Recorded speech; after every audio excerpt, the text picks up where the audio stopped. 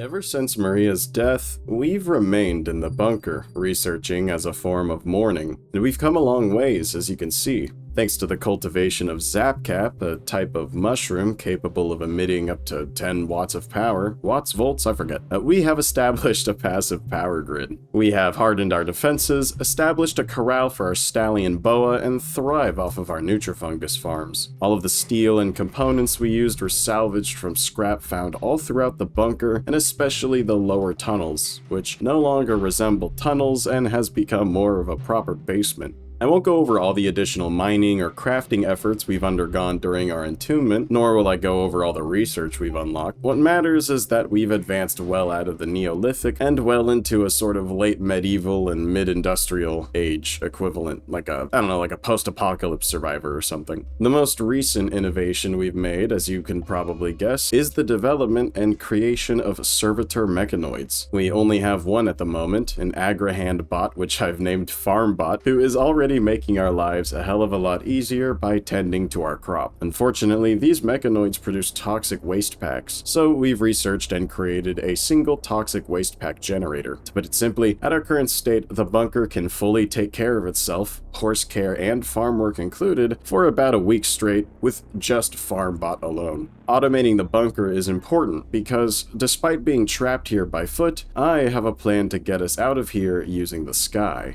And don't worry, the intention here isn't to leave the bunker behind. I see no reason to abandon our spacious coffin, though we are getting low on resources and salvage to further our mechanoid efforts. Hence the escape plan. A hot air balloon.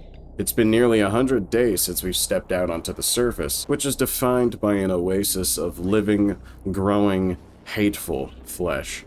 Funny enough, during the creation of our balloon, a hostile mechanoid that crash-landed here, God knows how long ago, attempts to hunt down Scorpion.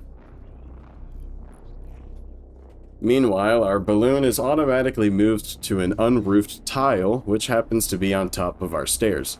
That's my bad, I should have made sure the roof was removed on the landing platform itself. But no matter. The balloon itself is nearly destroyed during the inevitable shootout that follows after the mechanoid breaches the flesh and engages with Scorpion. Then, after a day's preparation, Scorpion leaves the bunker and takes to the skies. FarmBot and Boa, Maria watch over you. Our destination, the abandoned mall discovered by Maria herself so long ago. Finally, Scorpion takes to the skies.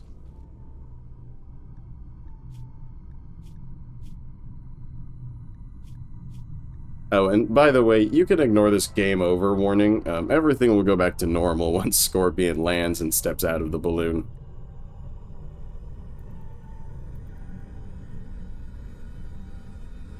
After what I'd imagine to be both an enchanting and terrifying 4-hour flight, we reach the abandoned mall. And it is massive. To keep things interesting, I decided to land the balloon almost immediately, in an area that isn't already swarmed by hordes of shamblers or the friendly survivors that will fall trying to hold the shamblers back. We're on the surface now, without the relative safety of the flesh bordering every part of the map. Any threat, be they supernatural, anomalous, whatever, can finally reach out and grab Scorpion for the first time in nearly 100 days.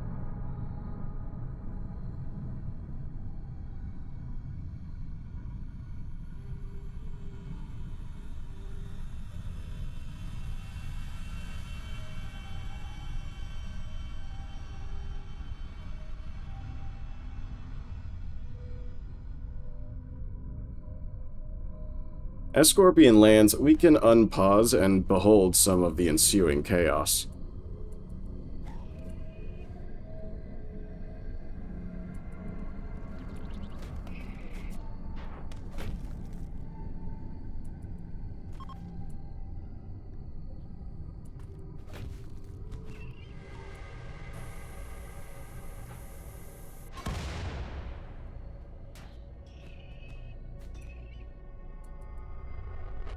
Finally, Scorpion departs from his balloon, which was spotted by a number of shamblers who immediately start making their way towards Scorpion's location. Our first and most important step is finding a roof and a door to hide under and behind.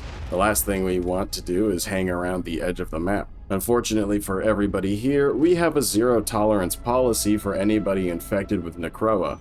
Friend or foe, if you've been touched by the dead, I will have Scorpion throw a grenade at you. Despite our attempts, we fail to breach this entrance to the mall. We'll have to fall back. Meanwhile, shamblers close in on our balloon.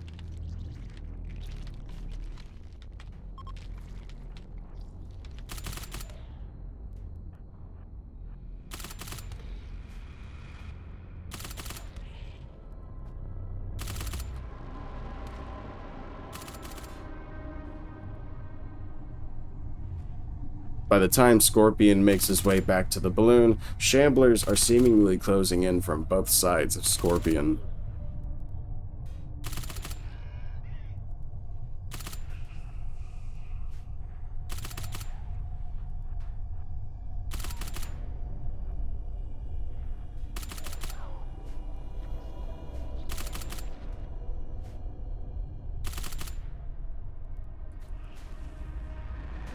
Unfortunately, despite our attempts, the balloon is ultimately lost. So be it, we'll have to salvage and then build another one later. For now, we just need to get ourselves safe. In hindsight, we could have landed the balloon in this open-air food court, but it is what it is. Speaking of food court, Scorpion is able to slip inside, grab himself a fresh can of stewed muffalo, and eat like a king, even if only for a moment. Well, that's what we intended on doing, until we're spotted by Raymond Murder Helmet. Murder Helmet. Slaughter Helmet. I'm gonna call him Murder or Slaughter Helmet. A raider, infected with the equivalent of the T-virus. I believe it was called the Slaughter virus or something like that, the Rampage virus. Wearing a cataphract slaughter helmet with, I believe, the Cyrillic word for kill written across it.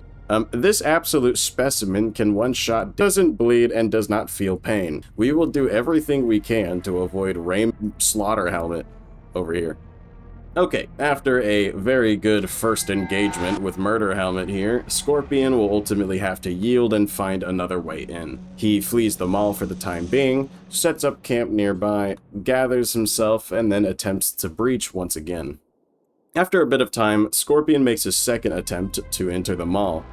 And this is kind of done over and over again. I kind of have him enter and leave until we get a good vantage point. But of course, this is Murder Helmet's mall. We are the trespassers here. During their next engagement, Scorpion names his custom sniper rifle Whirlwind, which I thought was pretty cool. What a cool name to get a rifle name during an engagement with this guy.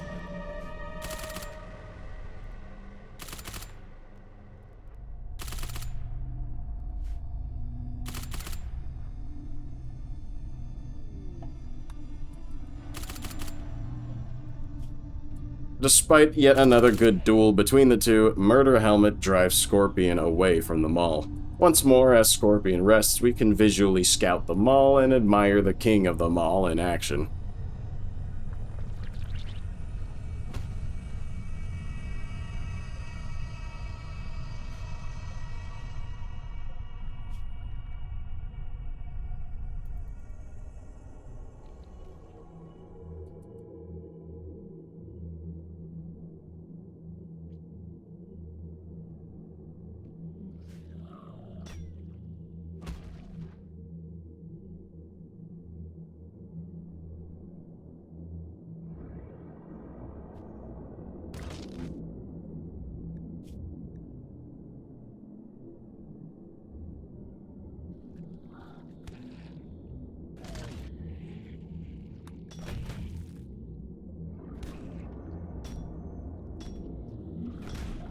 After a couple more hours of rest, Scorpion makes his third attempt to breach the mall. After dumping a bunch of cans into Scorpion's backpack, he makes his way to one of the rolling shutters, disassembles it, and reveals nearly the entirety of the mall.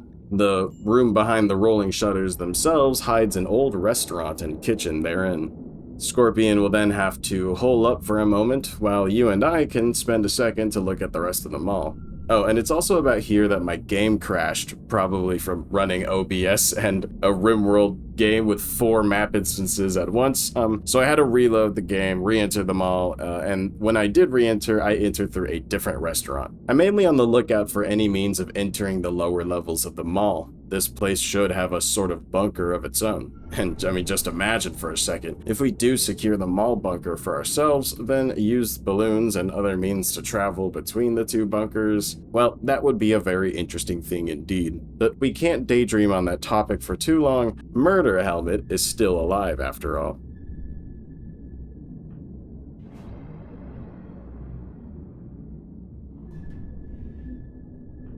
Anyway, in time, Scorpion finds the remains of an old security room, which should be a good spot to hole up in for the time being. We'll claim everything within the room and then start looting.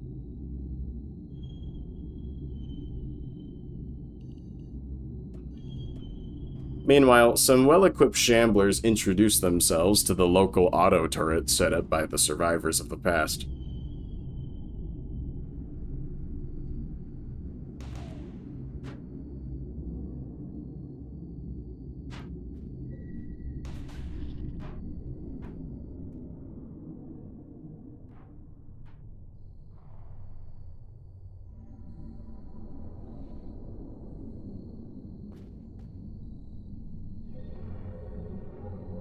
After finding, then equipping a Rattler rifle that we found, I think it's time to address Scorpion's #1 mood killer, his Supreme Expectations debuff, which comes from him being the leader of the Lake Mountain Creed. So we'll perform the ritual necessary to relieve him of that title, which will worsen his mood for a time, but that's a small price to pay for keeping a clear mind.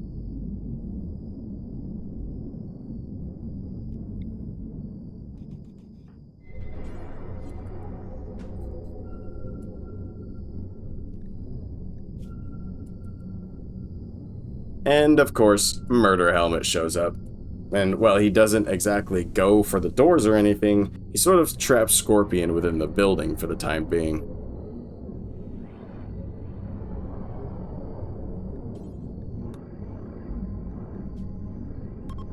Okay, now that we're certain Murder Helmet isn't trying to break down our doors, let's have Scorpion relinquish his crown, a title that, without Maria nor anybody else, means nothing nowadays. Once that's completed, Scorpion will collapse the walls and reveal the neighboring rooms, which are nothing more than bathrooms. We'll use the same method to break into the neighboring clothing store, its backroom closet specifically.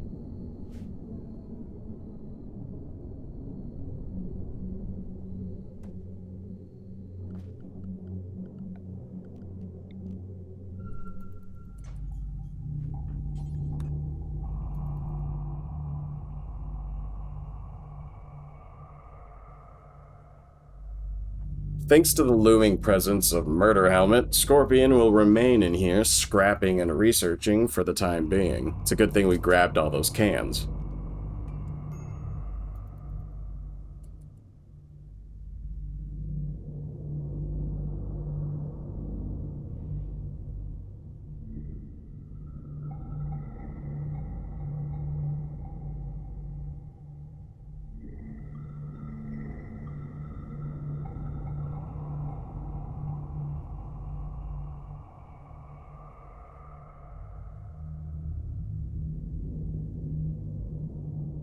It's funny, we basically left the bunker only to get confined to an inferior surface-level shelter, bunker equivalent room. You get the irony.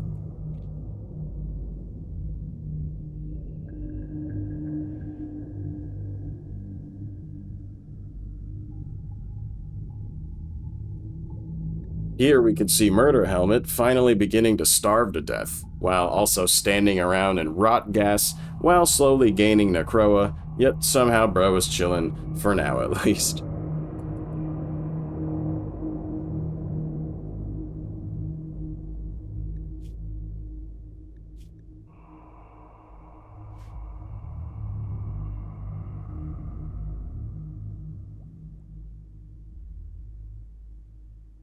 Finally, after remaining hidden in our shelter for a couple days, Murder Helmet dies. I have no clue what killed him. Maybe it was rot lung or he starved to death. I don't know, and I won't ask. He's just dead now. I've been AFK letting Scorpion research this whole time, so, hey, it works for me. And now that he's dead, Scorpion can finally step outside into the freezing 5 a.m. cold, strip Murder Helmet of his effects, and grab as much components, medicine, steel, cloth, anything, and everything that we can. All of it is coming back with us to our makeshift shelter. It is then that Scorpion, after unloading his inventory, claims his foul reward. He dons the Slaughter Helmet, for he is now champion of the mall, and the Slaughter Helmet is his crown. Okay, after that's done, time will be spent gathering as much food and supplies as possible before salvaging all the supplies necessary to create a new balloon. That very same balloon is then built in the nearby wilderness, which brings Scorpion home. I should mention, these balloons can't carry much to begin with. Its greatest boon to us is simply its mobility, so we must only take what's absolutely necessary.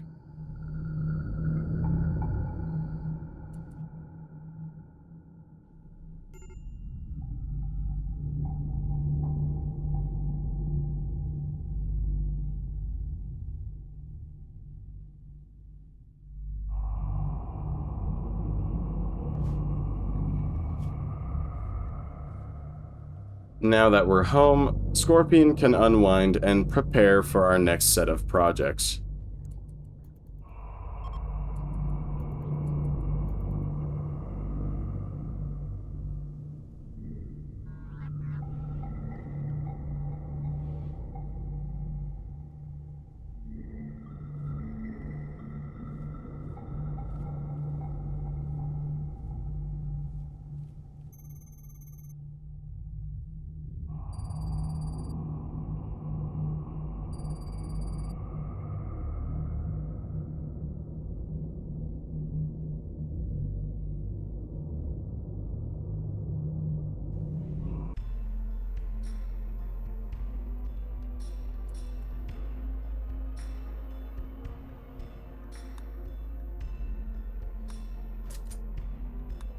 It is now 55:05. It has officially been 4 RimWorld years since we crash landed, and in a couple more days, it will officially be 5 RimWorld years since we crash landed. Thanks to that first excursion to the mall, we now have enough trade goods and resources to gestate our next mechanoid, a process that takes 3 days. So we'll spend those next couple days furthering our research into microelectronics, with the eventual goal of being able to perform orbital trading and component fabrication. We'll also make a second mechanoid charging station and prepare to make yet another mechanoid once the current one hatches. Anyway, let us warmly welcome a freshly gestated LiftBot to the bunker. May LiftBot serve us well.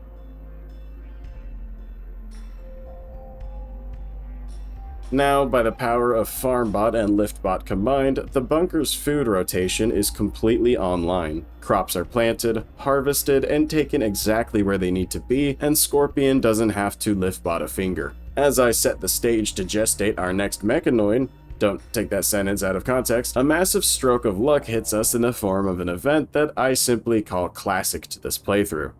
I call it lucky because we've been trapped down here the moment we re-entered the bunker from the balloon, thanks to the flesh and some poorly placed sandbags. We can't leave. So you see, as Scorpion relaxes in his kitchen living quarters research lab workshop, a ship crash event occurs. Oh, and I've tweaked my crashland settings to occur all at once. Let us see the carnage unfold.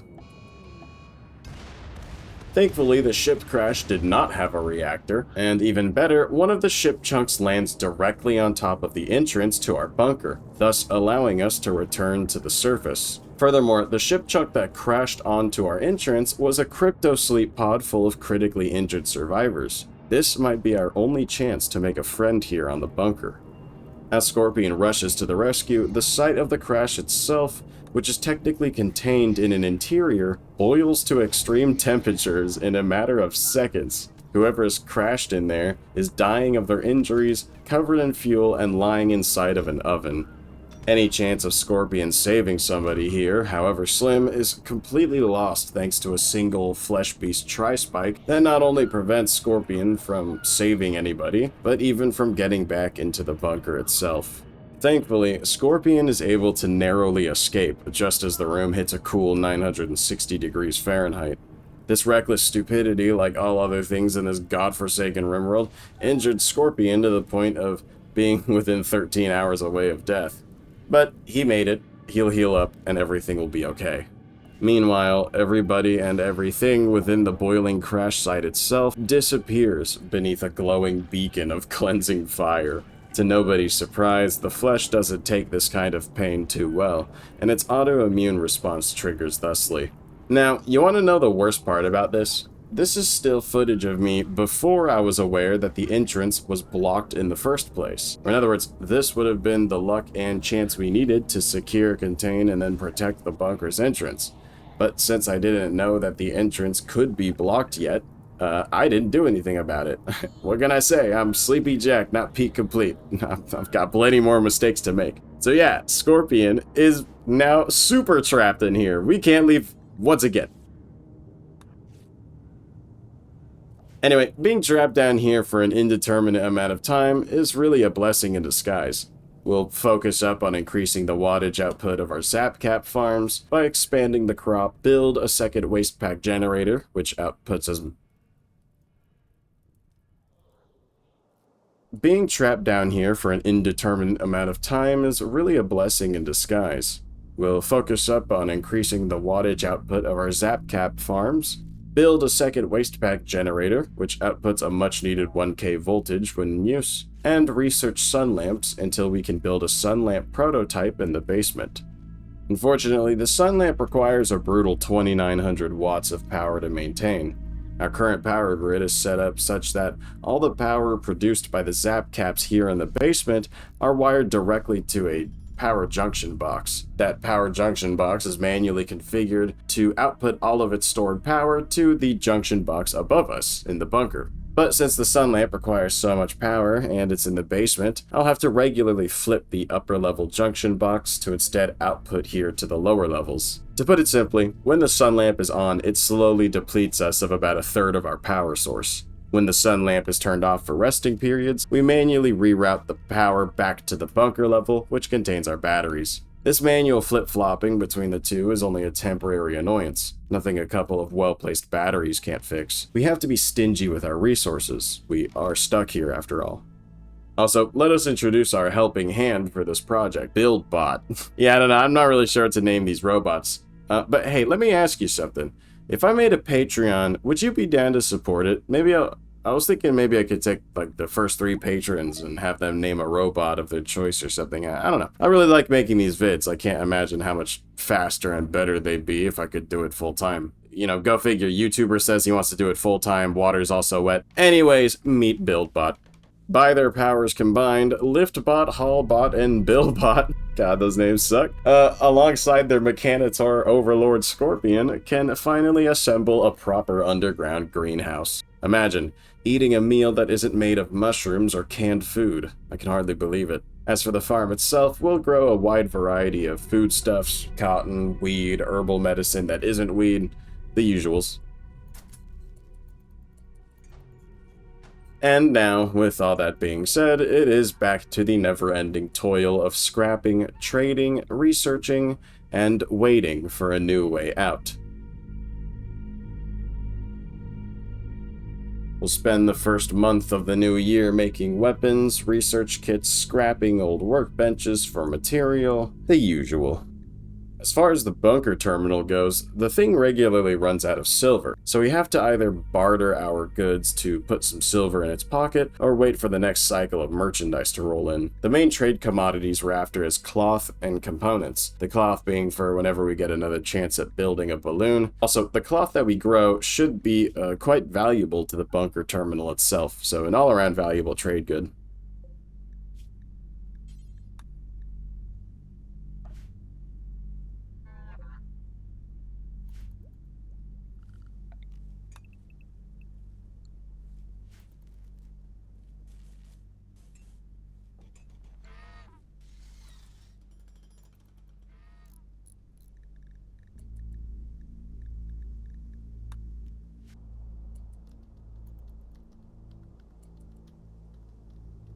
Also, meet FarmBot 2. I could have made a shotgun or cleaning robot, but I don't know, just think about it. FarmBot 2 is clearly the superior choice. Anyway, thanks to our next construction, a third waste pack generator, we now have the potential to produce enough power to supply both our batteries and the sun lamp full time, should we choose. We'll also move one of the larger batteries to the basement to better support the demands of the almighty sun lamp. Right, so you get the gist of Scorpion's life down here in the bunker, and since we're trapped down here, this little research cycle will continue without any immediate chance of escape.